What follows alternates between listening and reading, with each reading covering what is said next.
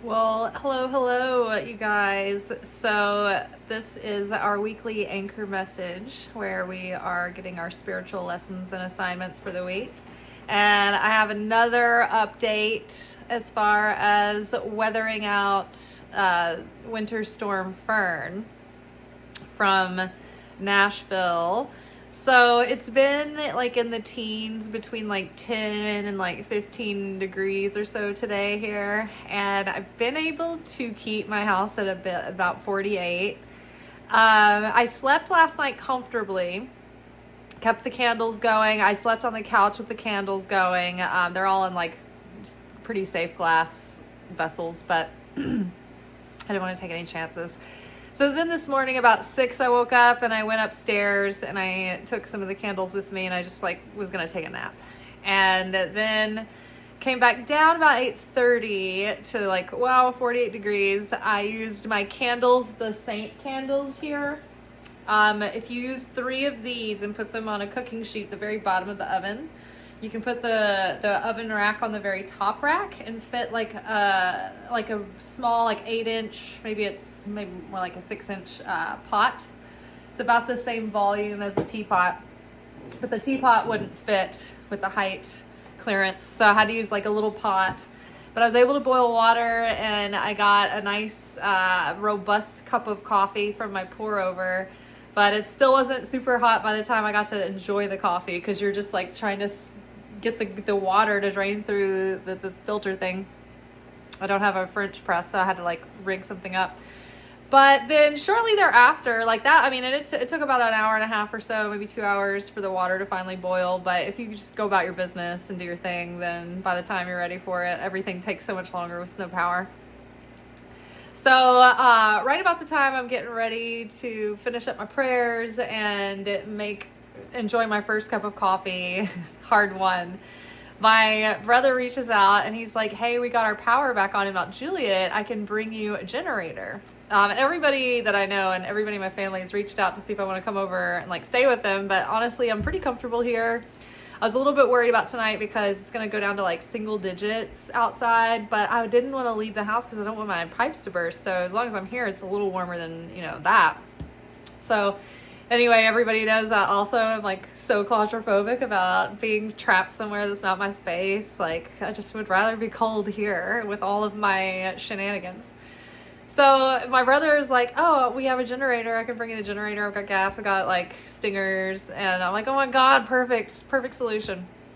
So he brings me the generator, three cans of gas, like large cans. The generator should run from a full tank for like 10 hours. So I just topped it off. And I almost, in my excitement, did not remember to set it back to the run setting. So I walked away, left it on the choke setting for probably 2 minutes or so, 2.5 minutes. I was like, oh fuck. In my mind, everything is going to lead to an explosion. So I ran back in the ice. I was like, don't slide. Don't, the generator. So ran back, turned it to run setting, and I was pretty proud that I got it started right away anyway. So I was like, oh, thank God. Okay. Filled it up, got it running, ran back, put it on run setting.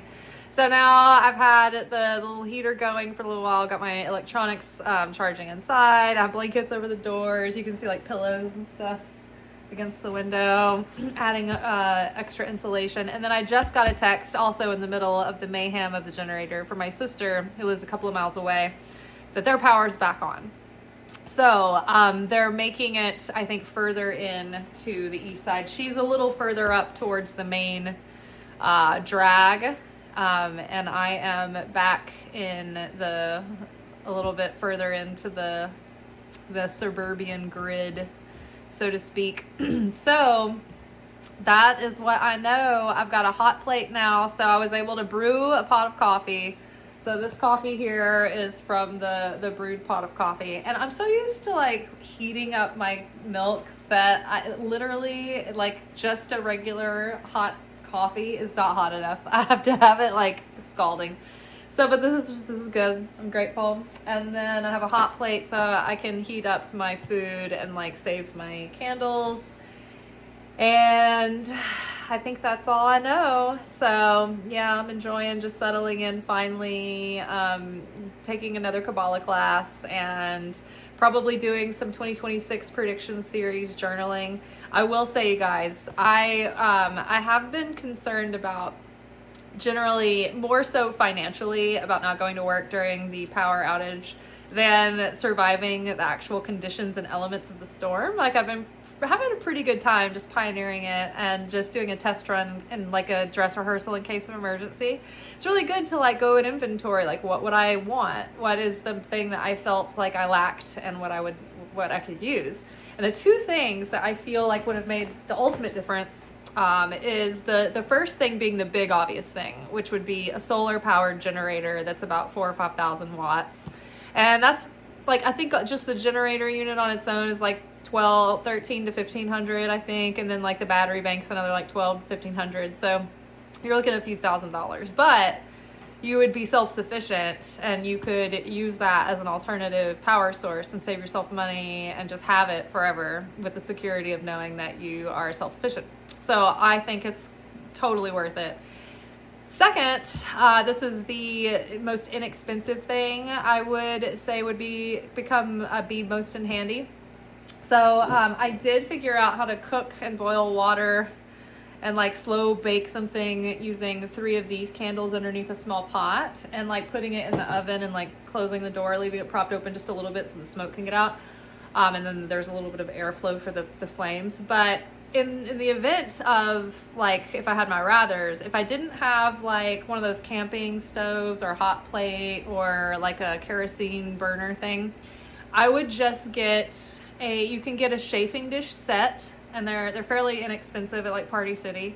And you fill the one pan with like water, and then you fill the other pan, like you put the other pan over it, and that gets so hot that you could slow cook something or slow heat something or but if you take that same principle of the sterno, like with 2 of those burning underneath a chafing dish, the water is like gets to be boiling.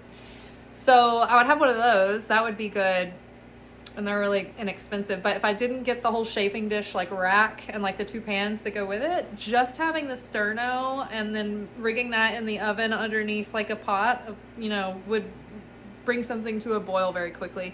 You do have to make sure that you're using metal pots when you're operating close to a flame, because anything with like an enamel cover or any kind of like powdered paint spray, like my tea kettle, started to melt on one spot. So that just a heads up for that. But otherwise, it was all very, very fun, very ingenuitive. Okay, so let's get into the reading. I think it's really interesting that this week, as almost every week, our readings have lined up perfectly with the Torah portion and the Zohar's commentary on the Torah portions for the week. The portion that began on Sunday, which was that yesterday, yeah, was about how we're getting into the beginning of the idea of the Israelites being prompted to leave Egypt and what that would mean and what that would require and look like. And so the portion today was talking about how the suffering of the Israelites and the fear and the actual exodus from Egypt was a terrifying leap to take. It took so much faith just to leave, and then to face the sea, at their front, and then at their back, the Pharaoh's army. So it took so much faith and courage for them to leave a comfortable situation. We all know that, right? The devil we know is so much more manageable than the devil we don't know.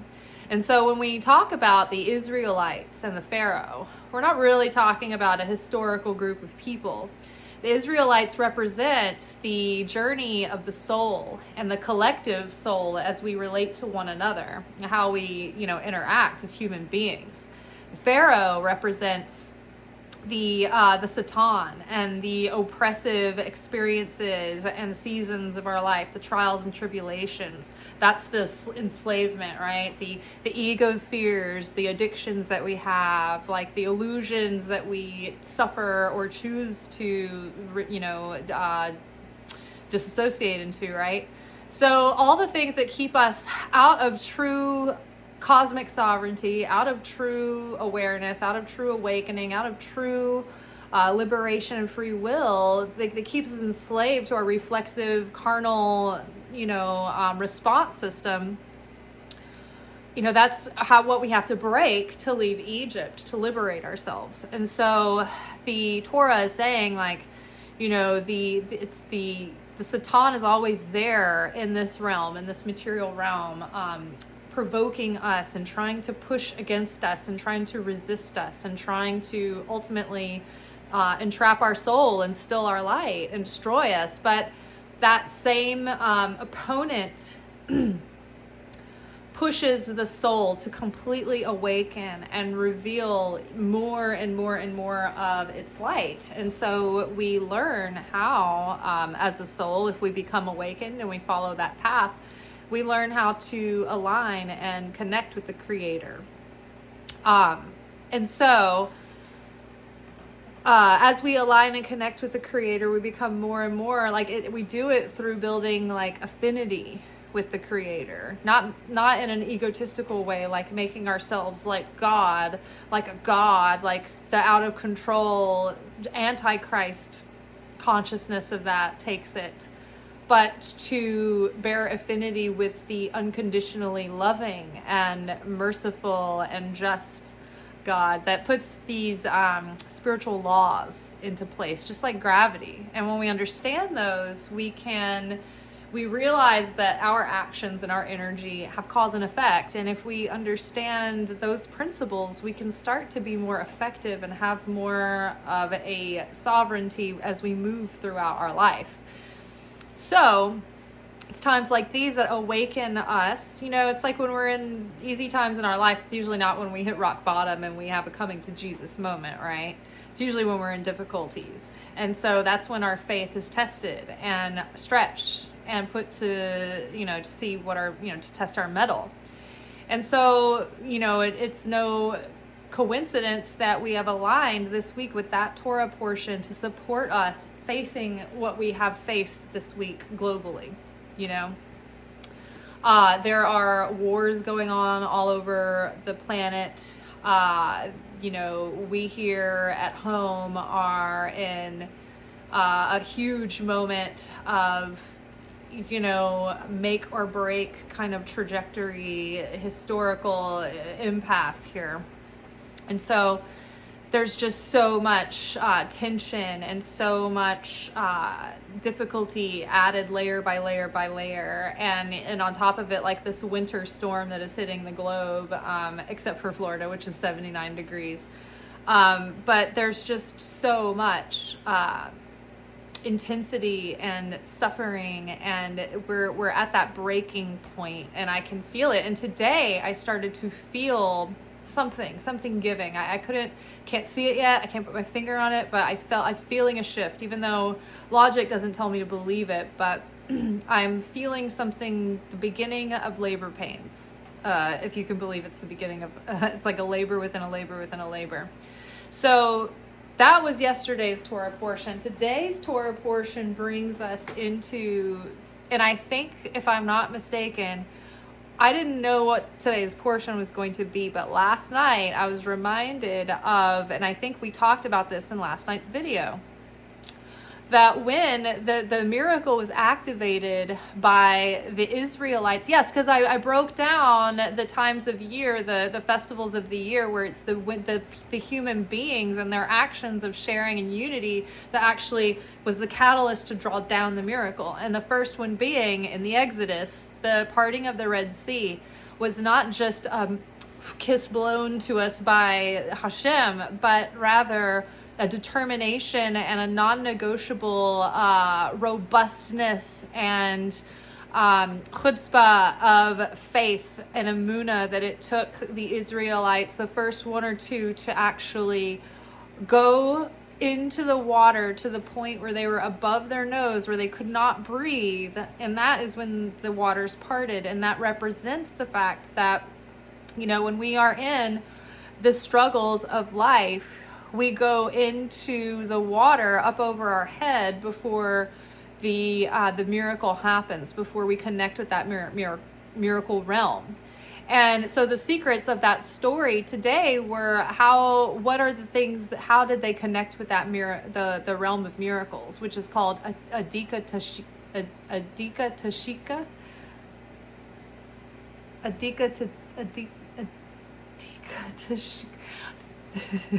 Adika Kadisha. I knew I'd get it.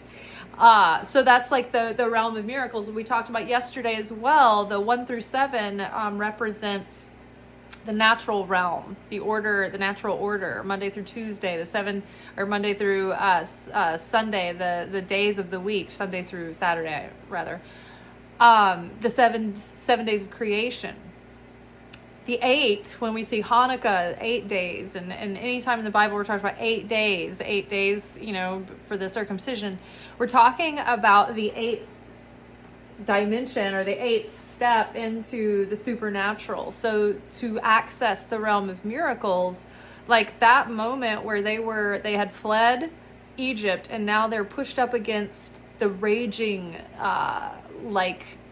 Red Sea. It wasn't like calm waters, like, oh, okay, we'll just go float and we'll tread water and we'll dog paddle, float on our backs. It was like a raging storm at sea. And so they're looking at it, they're like, well, we're surely either going to drown or we're going to have to face Pharaoh's army. And they're like, well, I'd rather, continue to run from my oppressor and vote against my oppressor. I want it more than I care to continue living like this. I'd rather die trying to liberate my spirit, die to my flesh, liberating my spirit, die to my carnal consciousness, liberating my spirit, than to stay in this comfort zone and continue to live in a state that is in bondage. And so that miracle happened when 2 things were activated. The first being that they were able to believe in the miracle and visualize the miracle, believe it existed on a point of destiny, of fate, that they could access before it happened. Like, believe it before you can see it. Know that prompt is already there. You already have the miracle in another dimension that you're just connecting to. It's already in your spiritual bank account.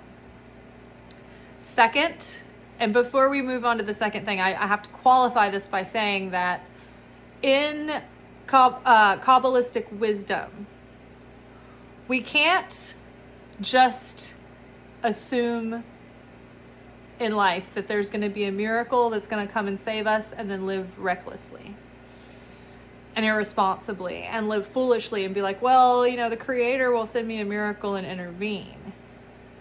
Just like when we talk about how when we make a mistake and we've fallen, if we can overcome and resist the temptation into guilt and shame and downward spiraling into like self-sabotage, then that fall can reveal even greater light.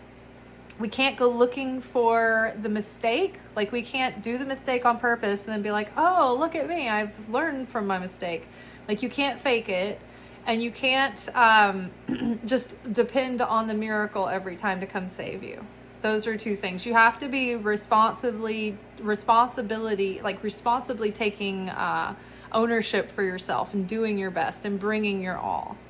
And then then you have to let it go from there. You're like, okay, I'm doing everything that I can at this point. Like, the Creator's brought me to this moment. Like if it's meant to be, it'll be. And if it's not going to be. So I just have to release and let go. And so that is kind of what you've got to know, that you're going to be, the miracle is going to save you. And if not, then the worst case scenario is that your eternal soul is going to be liberated from the material realm, and you will be, on that journey. But the eternal soul is indestructible, and the light that we reveal through that soul in this life is indestructible. And so that's why these moments, when we're facing what feels like the greatest odds, it's like we have to remember that these are the moments where we awaken that light in our soul that's going to help us, navigate the afterlife, and it's going to elevate us in the afterlife. And once we leave this realm, there's nothing we can do to sort of put ourselves in these fearful conditions to rise to the challenge, because then the veil is removed and there is no more free will. We know the answer. It's like, oh, well, I'll choose this because that leads to paradise. We don't have to put ourselves out and take a leap of faith. So in this life, many times we're brought, like Indiana Jones in The Last Crusade, to that moment where we're looking at having to cross a chasm. And it's going to take us taking that first step before we realize that there's something that we can't see that is sustaining us, that's taking us, that's bridging the gap for us and helping us cross that chasm. So today, being in the chasm, I was just like thinking, okay, I'm in this storm. I'm having to spend more money than I have. It might get really cold, but I'm going to make the most of it. I'm going to have fun with it. I'm going to just bundle up and I'm going to hunker down and I'm going to make the best of it. And I've had a really good time. And it's so funny because in the past, as a Libra rising, and as the sort of one person in the family that it was easy to like infantilize, as like the artist and the dancer, I was kind of sheltered, and so I wasn't the most handy and the most interdependent and the most independent person until recent years. And as I've grown older, and I think being in film made me very resourceful and handy and mechanically and more intelligent, but just relationally feeling like I could take care of myself on all levels and be like completely at peace and at ease in my own company. That's been something that I've been growing, over the past several years to another degree ever since I ended my last relationship that went on too long, because I was almost had this like fear that I wouldn't be able to make it on my own, and that, I wouldn't be able to sustain myself by myself. And I have, right? And through God's, help and strengthening me. But all that to say, the point I was making was that at times in my life where I felt like I needed to be rescued, I felt alone and unsupported and abandoned and victimized at many times. And then now, at this complete 180 of a moment where there is a state of emergency declared officially,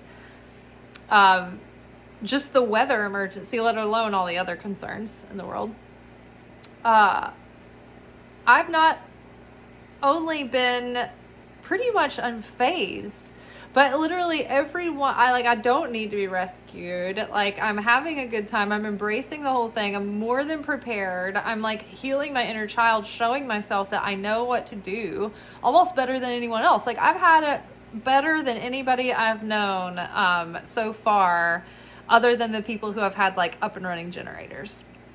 Even my sister's house, they had a small generator, but they were not much better off than I am right now. And they were like, oh, we might go out to my mom's house because their power came back on. So I feel like hardy and I feel good, and it's built my confidence a lot in this moment. And I'm really proud of myself. And it was almost hard for people to believe that I was just perfectly happy and comfortable over here alone and in my own company and, just doing it the old fashioned way and, using the candlelight and all that. And it's like everybody I knew, everybody in my family, like they tried to help me, and I'm like, I'm okay. And until my brother offered up the generator, I was just like, yeah, I'm satisfied. So it's like the moment you let go and you release and something's not an issue, it won't be an issue anymore. Back when body image was such an issue to me, and diet and fitness, and that was like such an issue that I was like so vigilant over, hyper vigilant. It was like I was always struggling with my weight. But then the moment that I went through a phase of being over my comfortable weight range, finding my appreciation for my beauty regardless, and accepting myself, at that point, it was like it wasn't an issue anymore. And then it just all just melted away. You know, after me and my ex broke up, it was like some of it I think was like inflammation from like stress, but then also some of it was just like having all of that happen at once and having these epiphanies. It was just like, it's just not even needed anymore. So that hit me then, you know, and then it's interesting too, because there were so many times during production where financially we were just stretched to like spare change in the bank account kind of thing, if that. And I had to go to that level and in that terror and find peace even in that moment and feel some form of abundance in that moment before I could be financially comfortable and stable. And so it's funny just because over and over and over again, I've found that when it's not an issue, it won't be an issue. Does that make sense?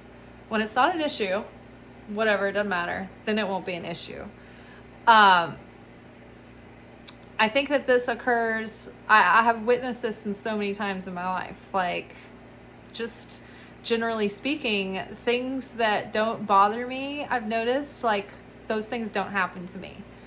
But I've noticed like, because I catch on to patterns and things, and I paid attention all my life. So I notice patterns and interactions with people. And usually whatever a person's pet peeve is or greatest fear or whatever their thing is, it's like that is the thing that's always happening to them. But once they get to a point where they're released from that attachment to that thing, then it's like the issue just dwindles away. It resolves itself, or like something happens that resolves that storyline. Does that make sense? So I thought that was interesting that when I kind of surrendered completely and didn't really need it, there was no lack, I felt whole on my, whole as I was, then all of the miracles started showing up, being unlocked. So having said that, let's just go over the cards real quick. So from the wild unknown archetypes, we have the Kiss, followed by Anna Mundi. Close my blinds here, it's cold. Dark anyway. Look at my evolving outfit. I have like tights on under my harem pants. I have like leg warmers up to my knees. I have like wool socks, regular tall socks, and like snow boots / changing into the muckluckers. I have this like sweater on. I have, over my harem pants, I have a wool kilt. She wears, her whole household is clothed in scarlet wool from the Woman of Valor from the Proverbs, and I've got my wool blanket that kept me warm last night. It's also scarlet. Okay, so back to the Anna Mundi, followed by the Stone.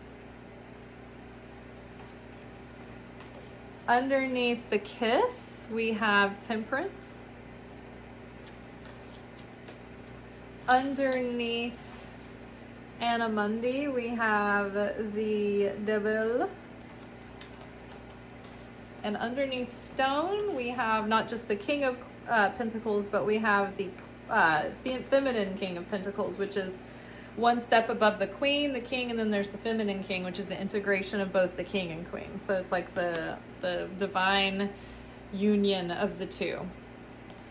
Okay, so the Kiss here talks about coming together and intimacy and that moment of the pause right before, the connection happens, the contact happens, the exchange of essence and breath, which the air, the breath represents our soul, our spirit. So this paired with the Temperance card calls to mind the idea that our trials and tribulations have brought us through a process that has spiritually brought us into more closer intimacy and proximity to the Spirit of God, the Shekhinah that we talk about.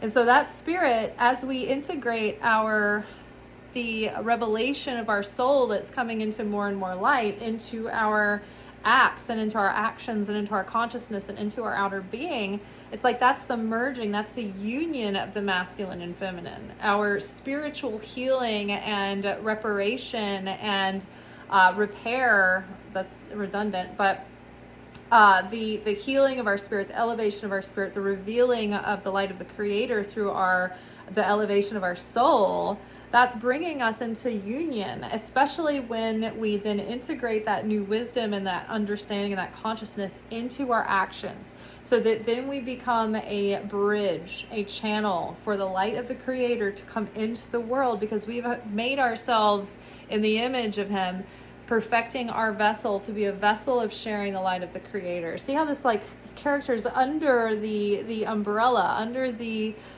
God, and He will shelter us with His feathers, and we will be under the what is this? Hold on. He will cover you with His feathers, under His wings you will find refuge. Right? That's Psalms 91 verse 4.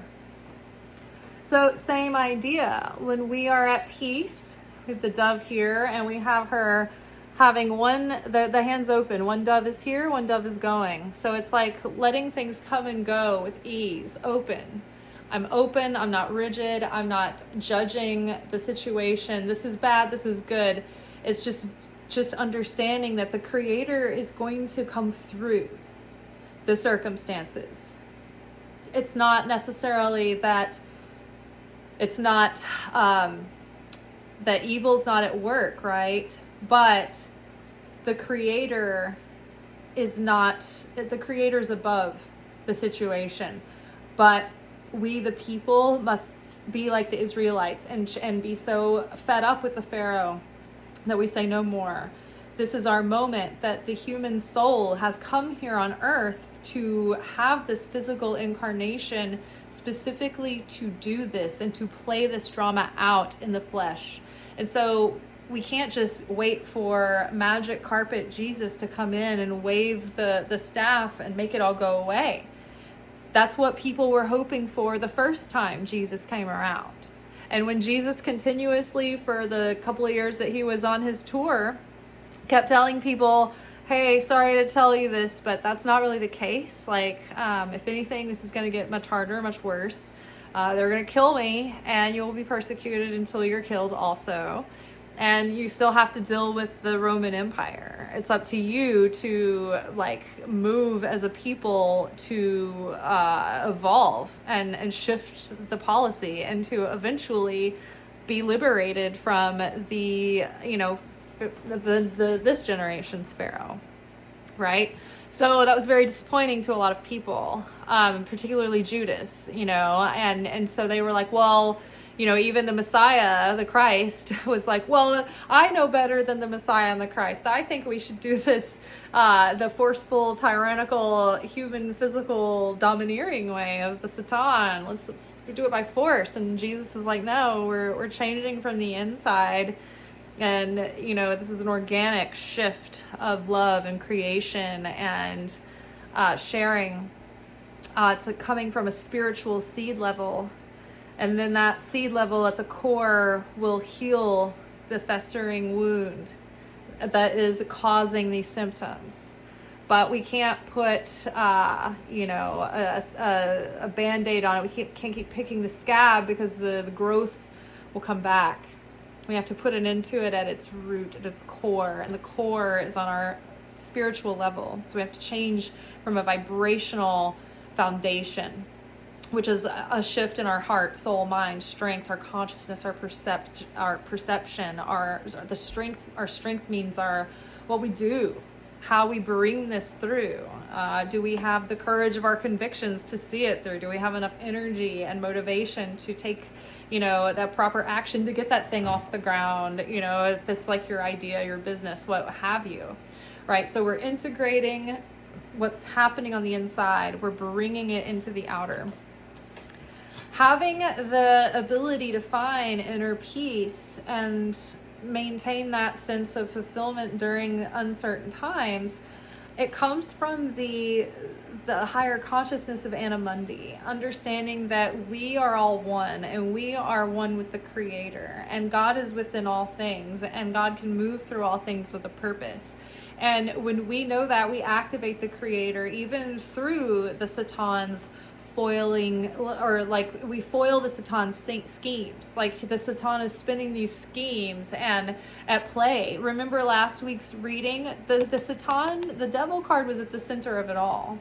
Look at the center of everything going on right now. What's stirring all of this up is what's pretty obvious. It's evil. Both sides of the aisle are coming together about the fact that this has gone beyond what they understood or thought they signed up for at this point. Like things are kind of starting to crack, you know, and I mean, I don't want to have a false sense of hope and get too far ahead of ourselves, but there's something shifting in more people. It seems like every wave of things that are being revealed or shown to us, it's like another, you know, batch of people is like, okay, this is where I've hit my limit, you know? So when we see that this is all connected and that we are all connected and everything is all interconnected, then we start to realize that, okay, I'm starting to see the parts of, I'm starting to understand the spiritual rules that are keeping us divided and then keeping us at the whim and the mercy of the Satan. This is keeping us weak and not effective. But what I understand that makes us more powerful than the Satan is that we are all one. So when we are fragmented, we are not powerful. We are not vessels. We cannot channel miracles. But like the Israelites, when we are in unity, when we feel a sense of brotherhood and human, unconditional love and agape and human dignity and respect for that, and we're trying to preserve that human dignity, and we're coming together and we're bringing unity and healing and cooperation, then that starts to unify us and bring us into a state of wholeness on a spiritual level, and that makes us powerful and effective, right? And so when love is unified for the light, nothing is impossible. Look at how effective darkness has been when they have followed the rules, right? Think about all of the extreme groups throughout history who were dark and evil, who almost took over. And the thing that gives all of them common, something in common, is that they didn't think for themselves, and so then there was no pushback, and they were unified completely, and then they were passionate behind their cause in that unity. That is what gave them the steam and the momentum, if you're just looking at the rules of the simulation of the game, so to speak. So it's the side of good, the light, that even in our well-meaningness, so many times we start splitting hairs and we're not in agreement because we are all more individualistic. When the soul is awakened, you have a mind of your own, and yet you are starting to understand that you're not isolated and that you're not completely an individual, that you're a part of a unified whole, but you maintain your individuality within the whole. But we have to be a little bit more awakened, because what we lack, they have their weakness is their strength, in that they don't ask questions, they just follow and do. More awakened people, more conscious people ask more questions, they probe more questions, and so people have different ideas and different brilliant innovations, and so it kind of starts scattering people in different directions. So if we can, and not only that, the division and disparity that is being sown between the people on different sides of the aisle and the issues right now, tearing apart families, tearing apart communities, right? And so if we can get over the fighting, there are people that are starting to want to find a way into forward movement, solution. Where the tide is changing.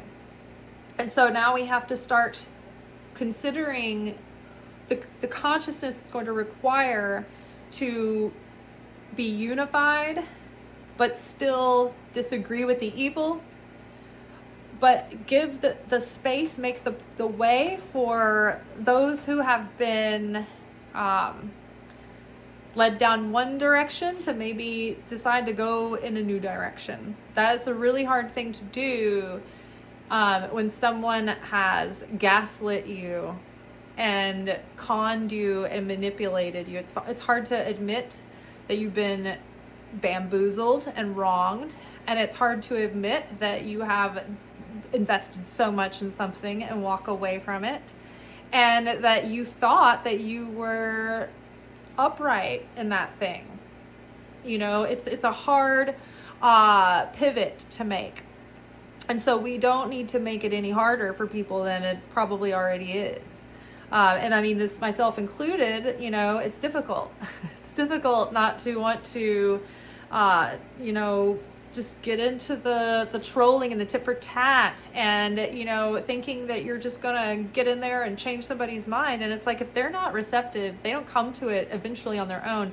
You're knocking on an empty vessel that's not ready to receive, and it could cause more damage than it does good. So eventually people, it's like trying to get someone to overcome an addiction that they don't want to get over. And if you've ever been in that kind of a relationship, then you realize that you're fighting a losing battle that's draining the life out of you. And so if someone doesn't want to change, they have to kind of hit that moment for themselves. Or else they'll kind of maybe go along, but they're not really going to stick it out and stick with it. And so, like, you know, we do the best we can to be the light, to spread the light, and to work our way back to unity. And now a good reminder is that one of the things that came up in one of my Kabbalah classes recently was how do we have unity whilst having disagreements and calling out things that are unjust or things like that.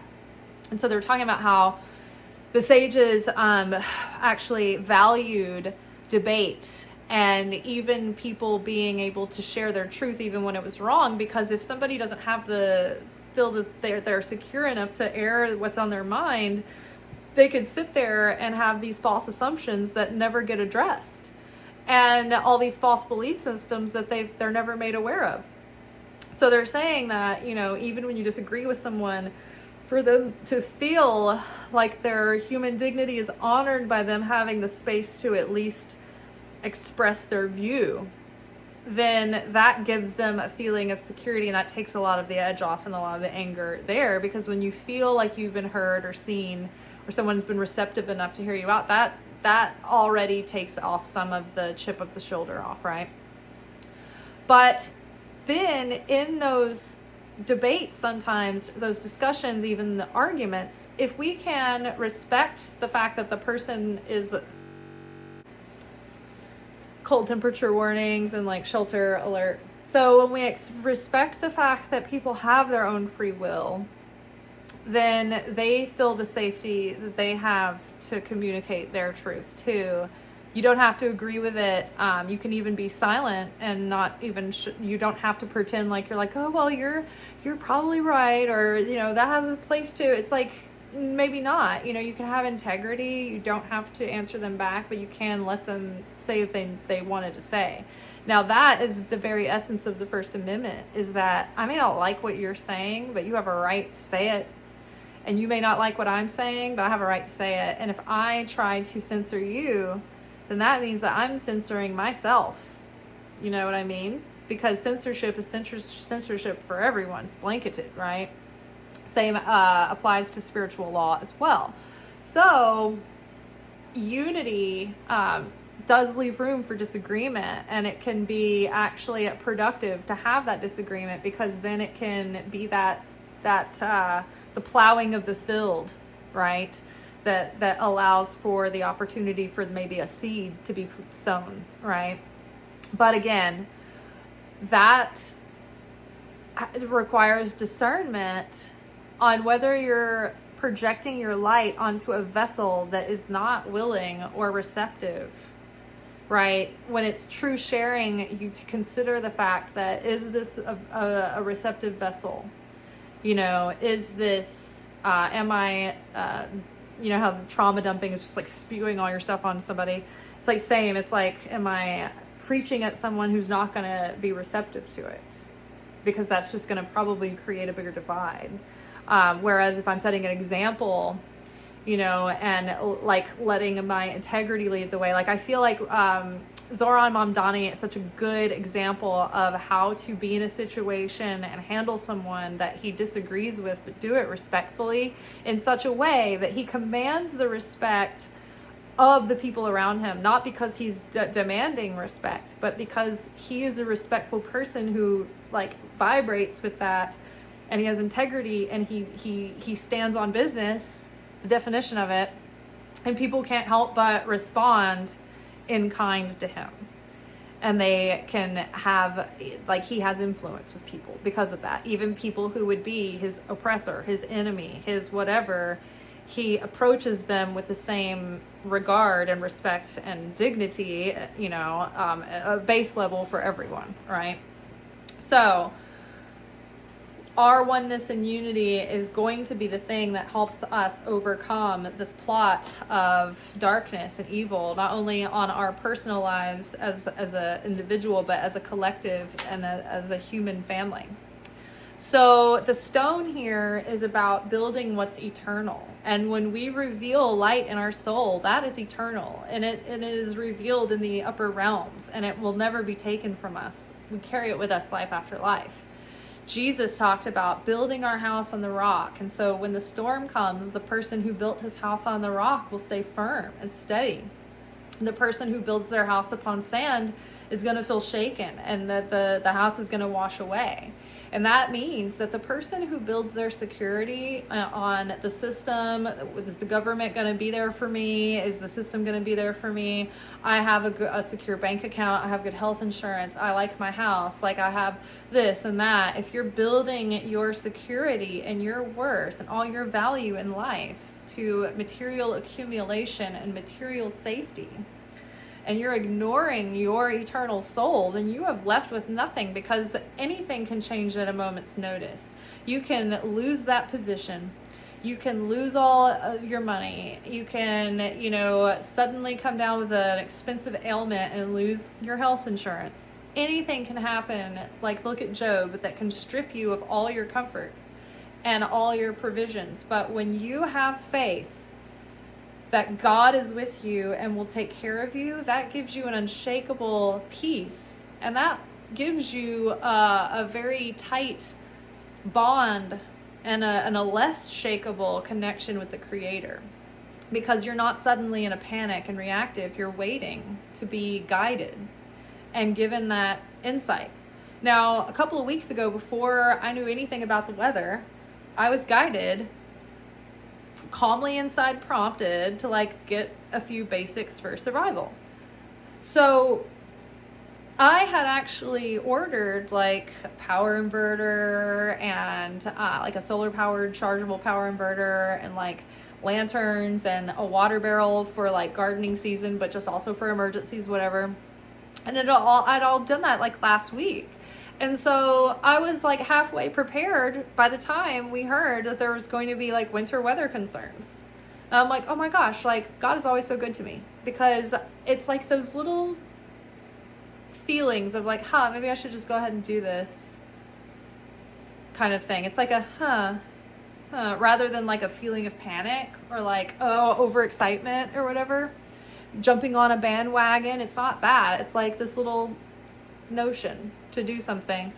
And it's just kept happening to me throughout this whole like storm. So I've been completely taken care of. Like, I've been good, solid, right? But I built my house on the rock, and I knew that I would be okay. And I have been. And I know that probably the power will be on, probably tonight, tomorrow, but I know that I'm not going to be without. And it's not to say that we never go through moments of life where it doesn't get very bleak and very dark, where it does feel like, the Israelites had to sit there in their condition in Egypt for a long time. And the Israelites, we know what it's like to feel like, is God listening? God's so slow to act. Has he abandoned us?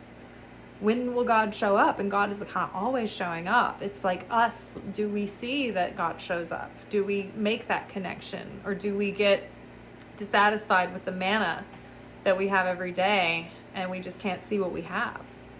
So the deeper we have that appreciation and that recognition of the miracles around us all the time, it's like the more they flow and the more they happen. So building that house on the rock gives you an eternal foundation, and that deepens and strengthens that connection, that umbilical cord to spirit, and will sustain us and will give us strength and provision and security and abundance and blessing. The King of Pentacles, the feminine King of Pentacles, is all the mastery of the Queen of Pentacles, the nurturing, the taking care of the house, the woman of valor, and also the expression of the King of Pentacles. The strength, the caretaker, the person who knows what to do to show up, the helper, the person who has created stability and security and can share that and know how to make decisions and navigate through life's challenges, right? So those two combined is the ultimate source where you have an ability to be nurturing and understanding and compassionate and caring and create warmth and nourishment and comfort around you, but also have the leadership and the practicality and the know-how to be able to execute it and do so in a logical, sustainable way, and be responsible and steadfast and consistent and disciplined and stable and reliable and dependable. All right, that is all for tonight, y'all. I'm gonna settle in finally and finally enjoy just chilling and being at ease. And I feel like all I can smell is the exhaust from the generator. So I'm gonna check on that out the window. Probably just the exhaust from me running back into the cloud of it to turn the choke off, but just gonna check. All right, peace, y'all. Ciao. Thanks for everybody's checking in on me. And the 2026 prediction series, it's $12. It's in the description box below. I was gonna say earlier, we talked about the fact that that things would be quiet as far as maybe being snowed in or not having a lot of opportunity to run around or do a lot of work during January, but the urge was to be at ease, to enjoy the solitude and to get caught up on things and to go inward and to do that juicy internal work, to do all those little things that you've been wanting to finish up and tie up loose ends from the year of the snake. Be prepared for the new astrological season to start in Aries, fresh, with nothing on your plate but the new plot, the new story. All right, y'all, that is all for tonight. I'll see you tomorrow, hopefully, God willing, and I'll let you know what's going on. Ciao. Today's reading really carries with it the wise man builds his house upon the rock vibes.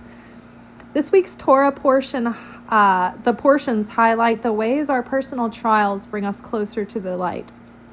That when we turn to the light, the Satan's schemes are foiled. Pharaoh, representing Satan, drove the Israelites out of slavery and into liberation and into the birth of a new covenant, a new essence, a new consciousness, and a new personal connection.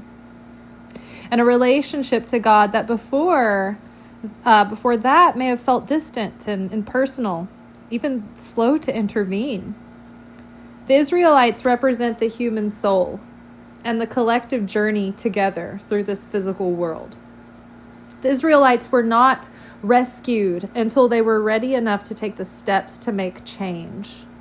They had to be ready to leave the enslavement that they had grown numb to take a mighty leap of courage into the wilderness of the unknown. When they had their backs against the raging sea, they had no other choice but to face Pharaoh's army or act in faith, drawing down a miracle from above. The Israelites were in above their noses before the water began to part. Two things connected them to the realm of miracles: non-negotiable faith, that it was already a done deal. If the Creator brought them to this moment, and then the miracle is already there to be revealed. And the second element, sacrifice. They sacrificed their fear, their comfort zones, their ego's disbelief. They risked drowning.